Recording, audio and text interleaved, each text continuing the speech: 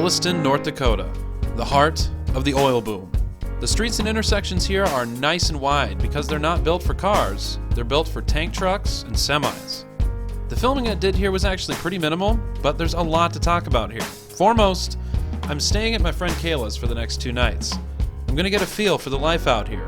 It's unfortunately July 5th, and I missed a lot of the fun that happened here last night for Independence Day. Everybody was already pretty wiped out. Williston, North Dakota lies on top of what's called the Bakken Formation. It's one of the world's largest deposits of oil and natural gas. The name Bakken comes from Henry Bakken, who owned the land where the formation was initially discovered in the early 1950s. Much of the potential fuel out here sat under the earth for decades because many efforts to pump out the fossil fuels were met with failure. For much of its history, since its discovery, technology was not advanced enough to extract it. Hydraulic fracking arrived on the scene, and regulations holding back its progress were lifted, and the oil boom began. From 2000 to 2010, the population of Williston grew 17%. From 2010 to 2017, though, the estimated population has grown another 73.9%. The boom has brought extremely high-paying jobs and attracted young men, ages 18 to 26, by the thousands. Housing shortages caused rent and hotel rates to skyrocket. Inflation caused groceries and other goods to raise in price. The locals were overrun by the thousands. Infrastructure couldn't handle the influx.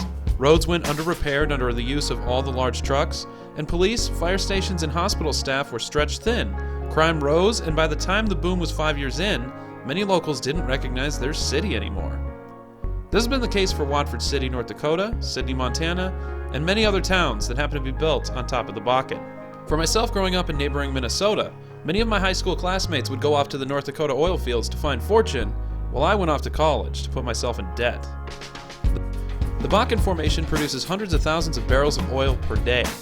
Energy runs the modern world, and the energy coming out of North Dakota has changed the world as well. In 2010, the amount of oil being pumped out of North Dakota exceeded the amount that could be shipped by pipeline. In response, tanker trucks and trains have been transporting oil out of the region, and new pipelines have been proposed that have caused friction and dispute. Globally, this new source of fossil fuel has caused global prices of these products to dip. Many nations' economies that rely on fossil fuels like Venezuela, Russia, and Brunei have started to feel a squeeze. When it comes to oil production, the United States was in the middle of the pack until the North Dakota oil boom. In 2018, it has now surpassed Russia and Saudi Arabia as the world's largest oil producer. The world has responded to North Dakota as well. The dipping prices in oil have caused Saudi Arabia to slash the amount of oil shipments to the U.S. to keep their prices high. They've also started producing oil at amounts never seen before.